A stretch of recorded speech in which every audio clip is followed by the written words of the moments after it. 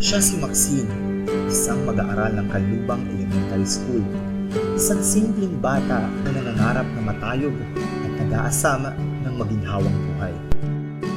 Umahon po sa kahirapan yung pamilya ko. Ayon kay Maxine, gusto niya raw maging isang agricultural engineer bilang pagsunod sa pangarap ng kanyang lumaong lolo. Isa ang lolo ni Maxine sa mga trabahador ng mga yuli noon.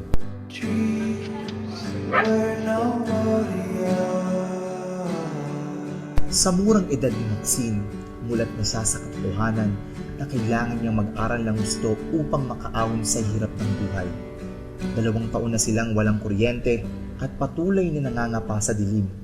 Ngunit hindi ito naging hadlang kay Maxine, bagkos sa pamamagitan ng liwanag mula sa gasera, ay mas nagprosige siya sa kanyang pag-aaral para makatulong sa pamilya at sa kanyang kinabukasan. Nahihirap po. Bakit yun nahihirapan? Kasi po minsan po, hindi po kami makapag ng tubig kasi po. Isa lang po minsan po. Ginagamit po namin tubig. Sa puso.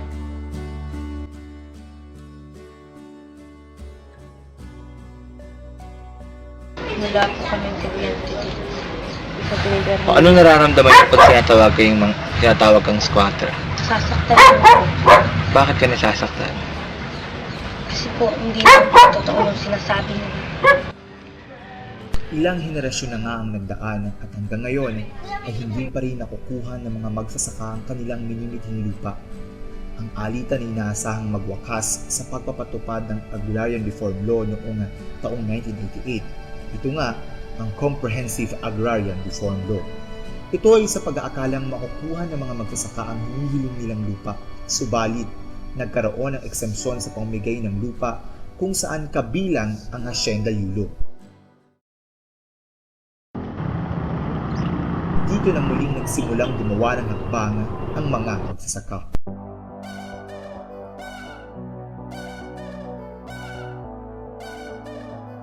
Ang exemption ay batay sa Department of Justice Opinion No. 44 Series of 1990 na naghahayag na ang mga lupain na i-convert para maging industrial o komersyal ang gamit nito bago pa man dumating ang taong 1988 ay hindi kasama sa mga lupang ipapamahagi sa mga magsasaka. Yung exemption order, hindi tayo naniniwala sa exemption order based lamang dun sa DOJ 44, yung opinion. Yung Department of Justice 44, isang opinion lamang. Opo. Diba? Bakit i-base ng DAR ang kanilang decision sa isang opinion? Diba? Na walang malinaw na basis dun sa batas. Dahil Opo. opinion yan eh. Binis ng DAR ang decision nila sa opinion. Yun yung ipinaglalaban natin. The DOJ number 44 is an opinion rendered by the Justice Secretary when he was asked to interpret the overlapping provisions of different laws. At the time, the power to reclassify lands, whether it's residential, industrial, commercial, was vested with the HLURB. However, upon the enactment of the local government code, that power was devolved to the local government codes, local government units. And another law that was being interpreted at the time was the Comprehensive Agrarian Reform Law. And there is a provision there that all agricultural lands shall be covered by the Comprehensive Agrarian Reform Program of the national government as long as it has not been classified as residential, commercial, industrial, institutional. So the problem now is, what is the extent of the power of the local government to classify lands?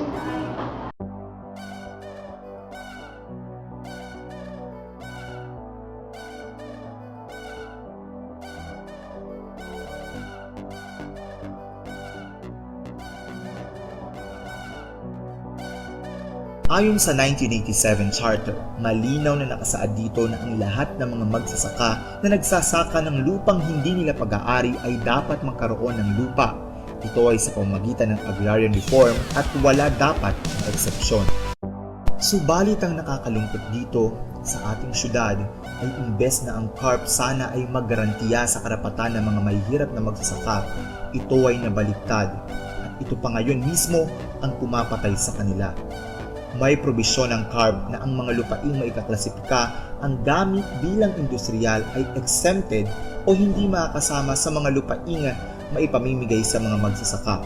Ito ang isang napakalaking pader na kinakanlungan ng mga mayayamang developer ng lupa at humahadlang sa tagumpay ng mga petisyong inihain ng mga leader sa kanlubang sa korte at maging sa iba't ibang ahensya ng pamahalaan. Ito ay ang Local Zoning Ordinance No. 256 na nagtakda sa malaking bahagi ng lupa sa kanlubang ng isang lugar o isang lupang pang-industrial. Sa ordinansang ito, sinasabi na kapag ang isang lupa na naklasipikang industrial sa loob ng isang taon ay nananatiling nakatiwangwang, ito ay pagkakataon upang maibalik ang gamit ng lupa bilang agrikultural. Ang probisyong ito sana ay isang matibay na batayan upang magkaroon ng pag-asa ang maraming petisyon sa lokal na pamahalaan ng Calamba at sa sangguniang panglungsod.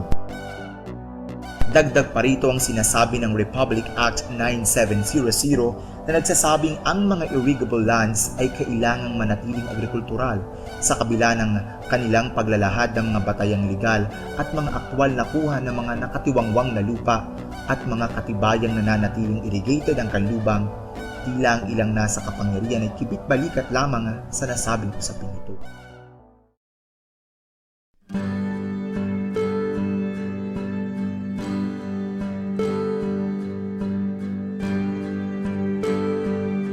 Matibay ang tindig ng mga taga-kanlubang.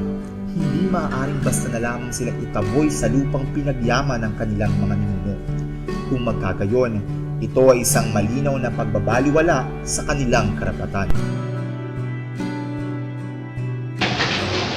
Ako si Roberto Peña.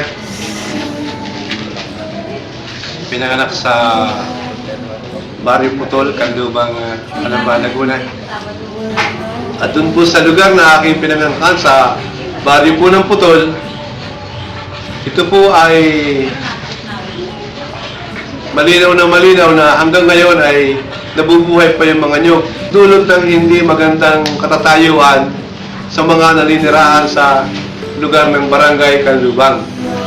Una, ang karapatan nilang may pagtanggol ang kanilang karapatan ay nawala sapagkat ang mismong kapitan ay nagdeklara na ang lupang Kanlubang ay untenanted. May dapat tulungan kami na katira dito sa Kanlubang. Dapat kung sa ako magising naman sila. Ang alam dito wala ng tao. At itong weird mismo Kanlubang na to. Ang tinanted na to. Pero sana kuha ng boto yung mga politikong yan. Kung makakarating to kay Mayor Chupeco, ay ibalik yung sabihin na kami ay nandito pa sa Kanlubang. May tao pa rito sa Kanlubang. Hindi kami multo. Hindi ko alam kung ito ay tama na gawin sa isang katulad namin na dito na kami ipinanganak. Yung mga magulang namin dito na rin ipinanganak. Dito na nagtrabaho, dito na namatay. Kami baka dito na rin kami mamatay. Hindi ko alam kung paano ito papaliwanag sa aming mga susunod na henerasyon. Dahil yung aming karapatang pantao ay talagang lubhang naagaw ng bulok na sistema ng ating gobyerno. Tungkol naman dun sa issue ng squatter, wala akong alam. Sa akin, personally, wala akong alam na squatter dito.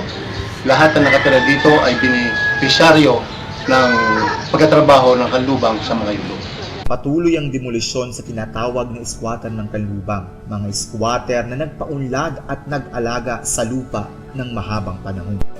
Upang mas lalong bigyan ng rason ng mga residenteng Kanlubang na umalis sa nasabing lupa, sila ay pinutulan ng kuryente at tubig dahil di umano ayon sa mga yulo na hindi nagbabayad ng buwis ang mga residente dito.